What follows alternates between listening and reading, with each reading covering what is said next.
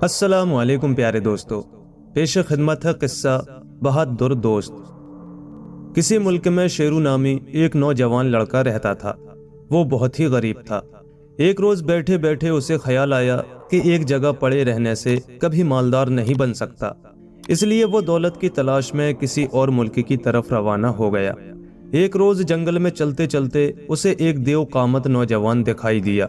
वो इतना ताकतवर था कि कुल्हाड़ी के एक वार से बड़े बड़े तनावर दरख्त काट कर रख देता था।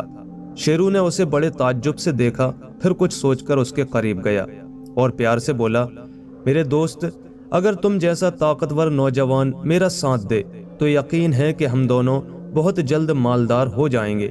ये सुनकर वो ताकतवर नौजवान शेरू का साथ देने के लिए फौरन राजी हो गया और फिर दोनों एक साथ रवाना हो गए। वो दोनों अभी जंगल में 10-15 कदम ही चले थे कि उन्हें एक नौजवान शिकारी दिखाई दिया जो उस वक्त अपनी बंदूक से निशाना ले रहा था। कुछ देर बाद उसने बंदूक दागी और गोली एक भेड़ की जा लगी। ये भेड़ बड़ी देर से एक घोड़े को सता रही थी जो वहां जंगल में चर रहा था। शेरू ने हैरत से नौजवान शिकारी को देखा, फिर उसके करीब जाकर बिला तकल्लुफ उसे शाबाशी देते हुए बोला, वल्लाह तुम्हारे निशाने का भी कोई जवाब नहीं। मेरे दोस्त, तुम हमारे साथ शरीक हो जाओ। हम दौलत की तलाश में सफर पर निकले हैं। तुम जैसा निशानेबाज जवान हमारा साथ दे तो यकीनन हम तीनों बहुत जल्द दौलतमंद हो जाएंगे। मुझे कोई एतराज नहीं। ये कहते हुए नौजवान शिकारी भी दोनों का साथ देने के लिए तैयार हो गया और फिर तीनों साथ मिलकर रवाना हो गए। कुछ दूर जाकर तीनों दोस्त एक बहुत बड़ी पंचक्की के करीब से गुजरे जिसके पंख बड़ी तेजी से घूम रहे थे, मगर उन्हें घुमाने वाली हवा का नामो निशान भी ना था। तीनों को इस बात पर बड़ी हैरत हुई और वो इस राज को मालूम करने के लिए रुक गए। उन्होंने देखा कि एक आदमी एक ऊंची चट्टान पर बैठा पंचक्की की तरफ रुख किए हुए आहिस्ता आहिस्ता फूंके मार रहा था और पंचक्की उसकी फूंकों से जोर जोर से चल रही थी।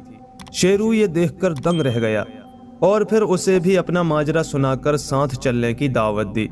चुनांचे वो भी आमादा हो गया और फिर चारों दोस्त मिलकर सफर पर रवाना हो गए। अभी वो कुछ ही दूर गए थे कि उन्हें एक बहुत ही लंबा तड़ंगा जवान दिखाई दिया। उस जवान के पांव एक रस्सी से बंधे हुए थे और वो बड़ी मुश्किल से चल रहा था। चारों दोस्त उस नौजवान को देखकर हैरत से एक दूसरे का मुंह तकने लगे, मगर फिर शेरू ने आगे बढ़कर उस जवान से सबब मालूम किया। उस नौजवान ने बताया कि अगर मैं अपने पांव इस तरह बांध कर ना रखूं तो मेरी रफ्तार इतनी तेज हो जाती है कि मिनटों में मीलों का सफर तय कर जाता हूं। शेरू ने अपना मकसद बयान करके उस जवान को भी अपने साथ चलने को राजी कर लिया और फिर पांचों दोस्त साथ मिलकर आगे रवाना हो गए। और फिर चलते चलते जब वो पांचों जंगल के सिरे पर पहुंचे तो उन्हें एक बहुत ही मोटा और ठिगना जवान दिखाई दिया जिसने अपने सर पर टोपी कुछ इस ढंग से पहन रखी थी कि उसका बायां कान बिल्कुल ही छुप गया था। शेरू ने आगे बढ़कर उससे उसका सबब दरियाफ्त किया कि ए जवान, तुमने अपनी टोपी को इस तरह क्यों पहन रखा है? मोटे जवान ने जवाब दिया, क्या करूं, मजबूर हूं, इसकी और कोई तरकीब है ही नहीं। अगर ये ही टोपी सीधी पहनूं और मेरा बायां कान जरा भी खुल जाए तो उससे बर्फ की तरह बिल्कुल ठंडी हवा के झक्कड़ चलने लगते हैं जिसके असर से मीलों तक चरिंद और परिंदे ठिठर कर मर जाते हैं। शेरू बोला, ठीक है, टोपी यूं ही रहने दो और हमारे साथ चलो, हम दौलत की तलाश में जा रहे हैं। गरज इसी तरह ये तमाम दोस्त हंसते बोलते जंगल से निकलकर एक बड़े खूबसूरत शहर में जा पहुंचे। वहां पहुंचने पर उन्हें मालूम हुआ कि यहाँ के बादशाह ने अपनी लड़की की ऐसे जवान से शादी कर देने का ऐलान किया है जो दौड़ में लड़की को हरा दे। ये जानते ही शेरू ने सीधा दरबार का रुख किया और बादशाह के सामने हाजिर हुआ। आदाब शाही बजा लाकर निहायत अदब से बोला, जहां पन्हा मेरे दोस्तों में से एक जवान है जो शहजादी के साथ दौड़ में मुकाबला करने को तैयार है। बादशाह बोला, बहुत खूब, मगर मैं ये बता देना चाहता हूँ कि कई बड़े बड़े तेज रफ्तार जवानों ने शहजादी को हराने की कोशिशें की, मगर उनमें से एक भी कामयाब ना हो सका। फिर तय हुआ कि दौड़ फौरन शुरू की जाए। चुनांचे बादशाह का इशारा पाते ही शहजादी तीर की मानिंद लपकी, मगर शेरू के दोस्त को अपने पांव की रस्सी खोलने में कुछ देर लग गई। इतने में शहजादी बहुत दूर जा पहुंची थी। फिर भी रस्सी खोलते ही वो बिजली की तरह तेजी से दौड़ा और एक ही जुस्त में दौड़ का आधे से ज्यादा फासला तय कर लिया। उसने पीछे मुड़कर जो देखा तो शहजादी उससे मीलों दूर थी। वो सोचने लगा, शहजादी के आते आते जरा देर आराम कर लूं। ये सोचकर वो लेट गया और लेटते ही गहरी नींद सो गया। उधर शहजादी बड़ी तेजी के साथ दनदनाती हुई उसके करीब से इतनी दूर निकल गई कि अब बज़ाहिर उसका दौड़ जीत जाना कोई बड़ी बात ना थी। शेरू ने जो अपने दोस्त को सोया हुआ देखा तो घबराकर बड़े जोर से चिल्लाया, दोस्त जागो। मगर उसका दोस्त कुछ ऐसा गाफिल होकर सोया था कि टस से मस ना हुआ। ये देखकर शिकारी जवान ने अपनी बंदूक कंधे से टिकाई और निशाना लेकर जब उसने गोली दागी तो वो सोने वाले के सर के नीचे से घास उड़ाती हुई निकल गई। अब वो जाग उठा था। देखा तो शहजादी उससे बहुत दूर जा चुकी थी। फौरन वो अपने पांव पर उछलकर ऐसा दौड़ा कि एक ही जुस्त में शहजादी को पीछे छोड़ उस जगह पहुंच गया जिस जगह हार जीत का फैसला होना था।